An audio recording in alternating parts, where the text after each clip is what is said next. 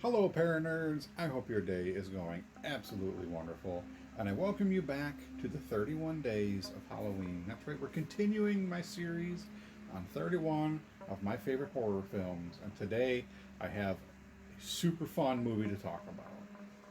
One that I watched when I was a kid, and it didn't terrify me, but I still found it super fun, and I still find it super fun to this day. And today we are talking about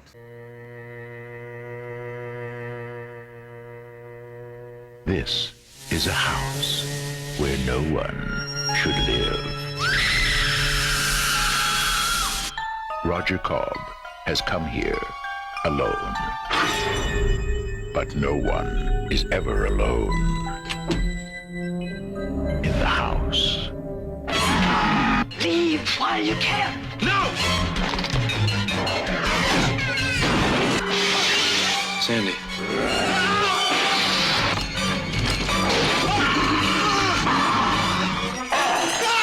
Horror has found a new home.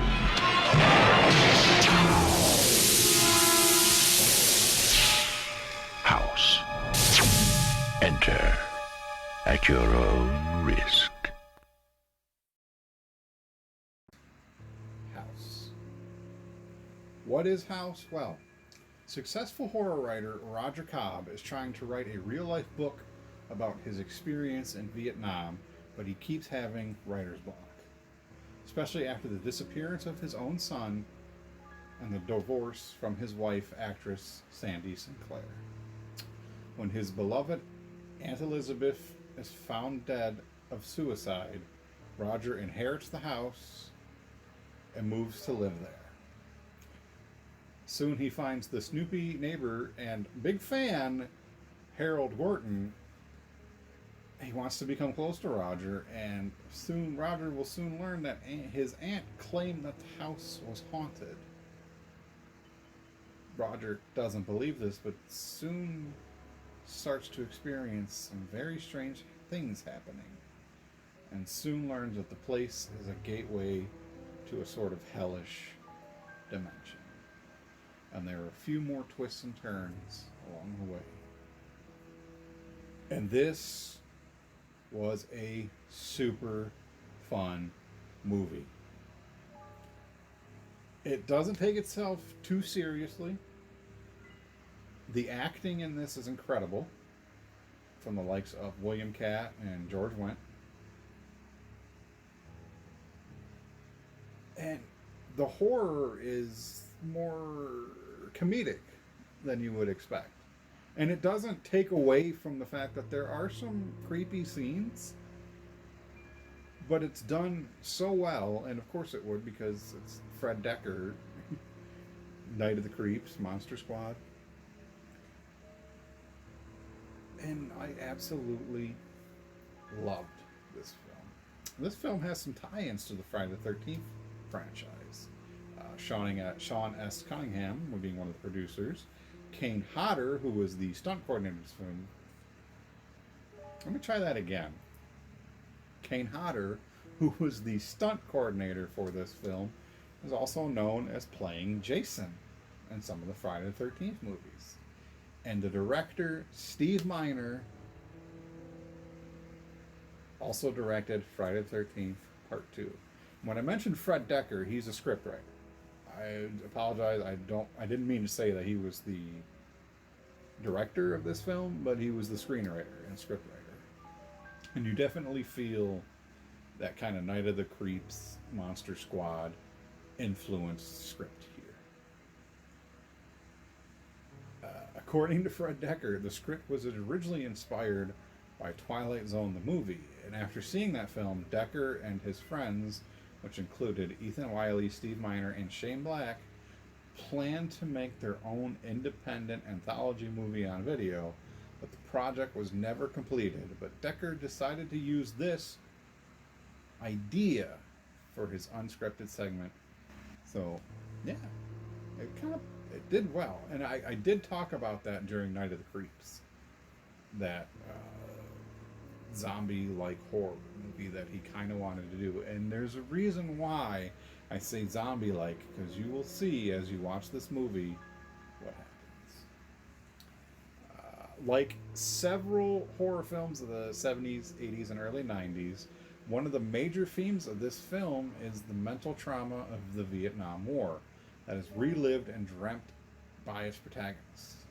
This can largely be attributed to the recognition of PTSD, post traumatic stress disorder, in 1980 by the American Psychiatric Association, and an increased popular understanding throughout those decades of PTSD symptoms like nightmares, flashbacks, and so much more, as well as an increasing number of Vietnam veterans who committed suicide as a result of the wartime experiences.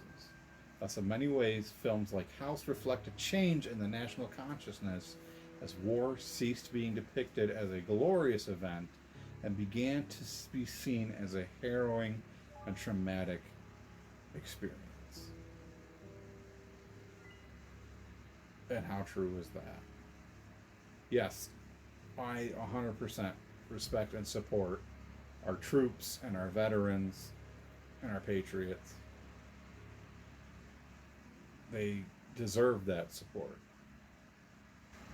To fight for our country and risk their lives and do what they do, 100% thankful, and I will always 100% support them. And we need to help our veterans.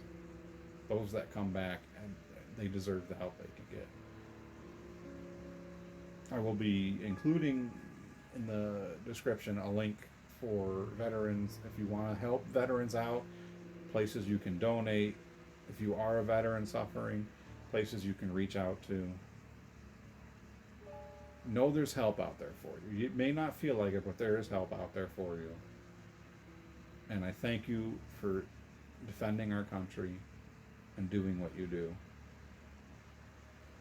It means a lot to me. Having family members that were in the military, having a grandfather that fought in World War II, two grandfathers that fought in World War II. I respect our soldiers and our military and our veterans, our patriots, all of you. Again, there will be links in the description below if you want to donate and help, or if you're looking for help. Help is out there. Remember that. Back to our film. According to Fred Decker, I already talked about that, my apologies. This was regarded as a transitional film by director Steve Miner, who was known mostly for horror films, but up until this time, while staying within his bankable genre of horror, this film gave him an opportunity to branch off into comedy, as well as which helped him springboard successfully into other genres for future projects. And there's some funny bits in this movie, and it's a horror comedy, and it's done well. George Wendt, who plays the neighbor, most known for his role as Norm on Cheers, it was such a surprise to see him in this. And he does a great job as kind of a little bit of the comic relief, but also is just a great supporting character.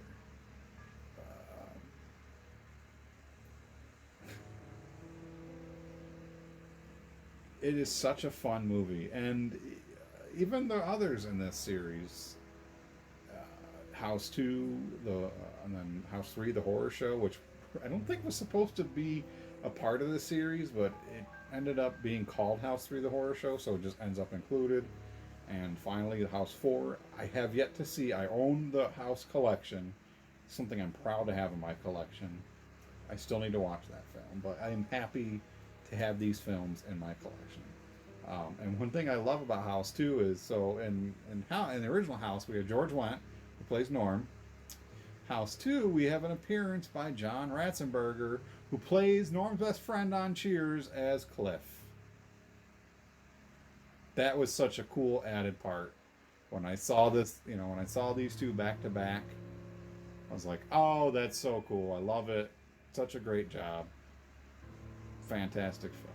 This film, it is a good film for those just beginning to get into horror movies. It's not one that's really gory. It's fun. There is some scares along the way, but it's not one that'll traumatize you. So if you're looking into just getting into horror for the first time, this is one that I say, definitely give it a chance. Check it out. It won't disappoint you. It won't gross you out. It will scare you at times. There are some creepy scenes, but it's just a lot of fun. It's hilarious, great acting, awesome effects, and a fun story. And it's always a great and fun way to kill some time. And I can't stress that enough. This is a fun movie, and really, when you get into it, like it feels like it's a slow start, but it's really not, because you see little tidbits along the way of where it's starting to go. And again, it's a fun movie. I had a blast watching this movie. It's one of my favorites. I give this 4 possessed swordfish out of 5. And if you haven't seen the movie and you don't know the context of it, see the movie and you will understand why I give it 4 possessed swordfish out of 5. It comes highly recommended from me. Check it out. It's out there streaming somewhere. I think you can find it on Vudu for like $5 right now during October's sale. Great film. William Katt, George Wendt, fantastic acting. Some spooks along the way. I don't want to give too much away because it really is a fun film, and it's worth watching. I thank you so much once again for joining me on this 31 days of Halloween. This is coming to a close so fast. I can't believe how quickly this month is going. This year, it has been a shit year. I'm not gonna lie, 2020 has sucked. I've had a few good things. I've started my YouTube channel. I found my puppy, which I love with all of my heart. But other than that, what has been great this year? Not much. And I'm hoping next year will be better. And I really hope that maybe these videos are a distraction. Maybe you can find some entertainment in them. And if not, you've hopefully at least found some horror movies you might want to watch. Or maybe I've piqued your interest in some books or something like that. I really hope I have. Thank you so much for continuing with me. It truly means a lot to me. And remember, we live in a weird world. So go out and experience it. Wear your mask, wash your hands, be safe, be socially distant. It's hard to experience this world right now. I understand that. Trust me. I've been doing a lot of investigating from home because I can't get to people's houses to investigate right now. Paranormal wise, there are a bunch of videos coming. They're hard to do right now because, like I said, it's hard to get social distancing going on and the virus spreading, especially here in Michigan, as bad as the virus is spreading. There are some good stuff coming. Please bear with me. And for those who are bearing it with me, thank you so much. Know that I truly appreciate it. Thank you all so much for watching, and I'll see you in the next one.